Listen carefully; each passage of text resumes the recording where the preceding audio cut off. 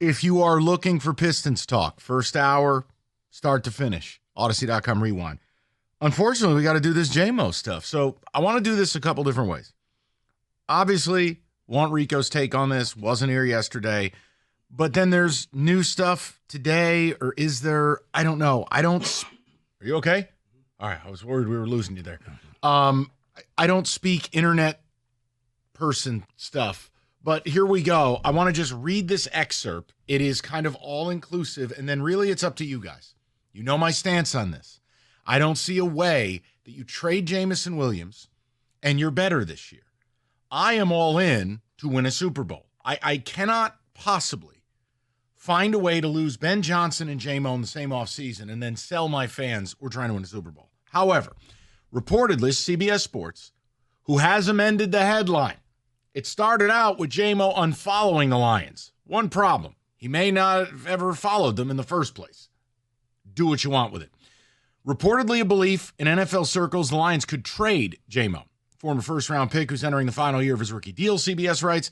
Speaking of his contract, the Lions need to decide by May 1st, like next week, if they are picking up his fifth-year option, which is one of the things driving the trade rumors.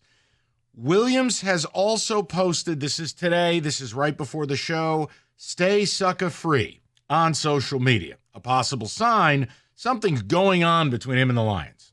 If you want to decode that, feel free. It's safe to say the Lions would get something decent for him, had a breakout year, blah, blah, blah, blah, blah. Okay. Then they go into landing spots, and I don't want to do that because, A, I want to return to the part where we go, why the hell would we trade him? I understand the fifth-year option is more expensive. Noted. I also understand the salary cap is going up, and away. I have probably a 2-year Super Bowl window. I have J-Mo for 2 years. I then let him go into the sunset. I get a comp pick when he hits free agency and gets overpaid. Now, here's my problem. And then I'm literally walking out of here and Rico's taking you to 6. My problem is this. Here's what it seems like, sounds like, feels like. And for all the let Brad cook people, you're going to be upset with me. And I'm sorry. I'm not trying to make you angry. This looks like, feels like, sounds like smartest guy in the room behavior. Because ultimately, why am I in a rush to sign J-Mo anyways? Now, if he doesn't want to sign or I don't want to pay him top of the market, which, look, you may not think it, but J-Mo open market to a team like the Patriots, to a Cowboys. Team like the Jets, the Cowboys, he's going to be the better part of $25 million. You can't have him with Amon-Ra. So I'm going to use the last 2 years and let him go. If he doesn't sign, and that's the genesis of trading him, I question what the goals are. Because, Rico, for me, they're in it. They're knee-deep in a window right now. I got to have this guy. Only guy I have takes the lid off, and you got to be very careful. I don't want any Jim Costa Goff slander.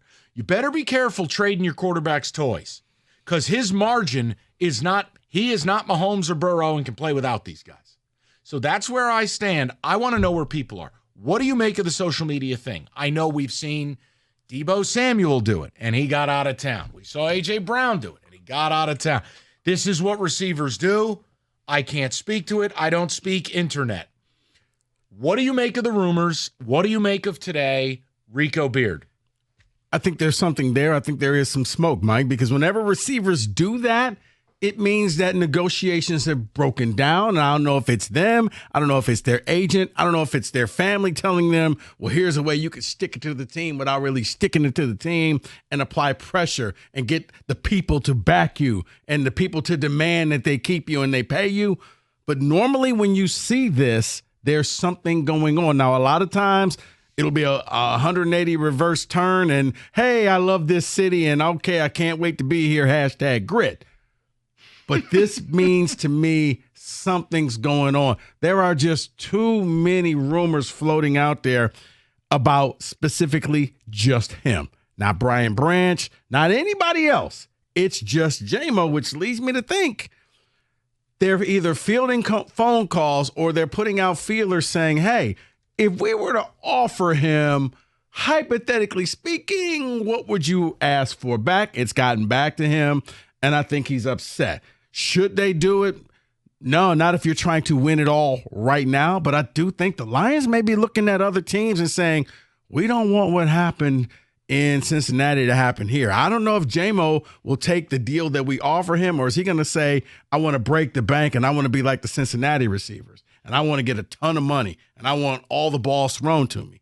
This sounds to me like Brad is looking towards the future. If looks like, seems like, feels like this is true.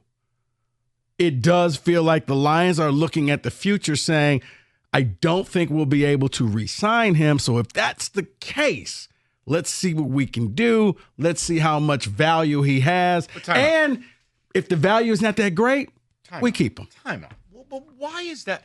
248-539-9797. I'm talking to Rico first. I'd love to talk to you guys about it. Why is that even a consideration? Like, is it wrong of me to just on principle go, I cannot trade this man. I cannot worry about 2027. I'm looking at this right now. Mm-hmm. Is there any scenario where I'm a better team trading Jameson Williams? My answer is no. No, it's not. But I'm holding Brad to his words. When he came out and said, we're going to have bills to pay in the future, that means he's looking at trying to cut some costs and save some money for certain people. Then you're not a serious person. Because this town has waited an eternity for a Super Bowl. They're in the window right now. Brother, I'm with you. No, I'm not yelling at you. I'm yelling at the sky. It's what old people do. I just, then you can't be a serious person if that's the case. Like, Brad Holmes is so intelligent. How the hell could you sit here and go, you know what? I'm actively going to hurt our Super Bowl chances this year because of 2027. That's insane. I don't want to call on you. See, I'd be a terrible teacher because he'd be a pain in the ass student raising her hand every 3 seconds. Yes, Mr. Beard in the front row. See, what I think is... No. Go ahead. Do you want to win the Super Bowl? Do you want a 2-3 year run where you go for it, but then you fall off? Or is it better and more advantageous for you to stay relevant for 10 years? You may not win the Super Bowl, but you'll be in the playoffs a lot. You'll be able to charge money to your fans for tickets because they're going to be in high demand because you're always going to be a team that's always kind of hovering around. You may not be the Super Bowl favorite. I'm with you. I know how you feel about it, Mike. I feel the same way. When that window opens up, man, do everything you can because it's going to close very fast.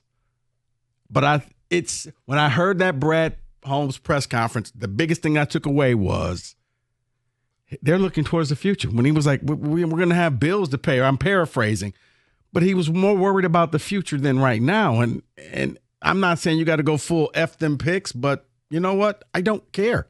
Bring in whoever you have to, because in about 2 years, you won't be the same team. I just don't see it that way because you're going to have to make, okay, what are you going to do with Goff? What are you going to do here? What are you going to do there? So, yes, it makes more sense to hold on to J-Mo and just go all in and add more pieces to the D-line. But, hey, who am I? I've been saying this for years. Lions fans, talk to me. I don't know where the stuff keeps coming from. But I think it's there. I didn't deny it. I don't know where it's from. It's like Ghostbusters. I ain't denying there's a ghost. I just don't know where the hell it's coming from. The J-Mo thing, obviously, can you negotiate in public, float some rumors, and, you know, J-Mo's people go, look, we better sign or they're going to ship your ass out? Yeah, sure, it happens. I mean, look at Trey Henderson. I'm going to put this out there. Zillow is my favorite app. Okay, we all know what that means. At least with the Hendrickson thing, look, it's been a 3-year saga. I'm okay if it gets weird. If you're J-Mo, I don't know why the Lions are running to sign him. You just trigger the 5th-year option and figure it out later. I'm not being flippant, Rico. It's just the cap is going up $15-20 million a year. Bills are due. Yeah, it's called restructure contracts. I'm with you. I saw the Jets just did that for Sauce and was like, yeah, we'll give you your 5th year. We'll worry about it later. That's it. Yeah. Look, 248-539-9797. Today's reports, look, I don't speak internet, so if you want to tell me what J-Mo did or didn't do online means or doesn't mean something, feel free. I know what happens when the words social media and wide receiver take place. Generally, it's not good. I can't say he unfollowed the Lions because apparently he never followed them don't care. The whole stay sucker-free thing and something about loyalty. If you guys have either you're with me or you're not. There's no middle, something like that. If you have your little Orphan Annie decoder and you'd like to explain that to me, thank you. But what are we doing here? Because if they trade J-Mo, what does that say to you as a Lions fan? Because you were 15-2 last year. You were in the NFC title game the year prior. You did have a ton of injuries. You did not go all in this offseason. You simply kept your own people. Well, that is, to me, saying we know we have a Super Bowl team. Trading J-Mo would undo a lot of that. So let's just talk through it here. And if you're asking me, well, is he going to be dealt draft night? I still have a hard time believing it's real because how would they explain that to anyone? How would you explain it to Dan Campbell? I had a hard time believing it was real, Mike, but the smoke won't go away. By the way, white smoke, black Pope. There's a dude from Ghana who's plus 400 in the betting odds. Come on, man. Black Pope. Come on, man. We're doing a papal conclave Thursday. Did you listen at all yesterday? A little bit. We're going to vote on the draft pick at 28 until there's only 2 candidates left. It's going to be a full conclave. David's wearing a papal hat. It's the Black Pope, all right. Dude, I swear to God, the guy's No, name... I've seen the... Because I was wondering, like... Plus 400. Cookies told me. Cookies said it. Value. Where can you bet on this? What is it? What was the site David pulled up yesterday? I'll get it for you. Don't worry about it. I think you're lighting your money on fire, but okay. Hashtag Black Pope.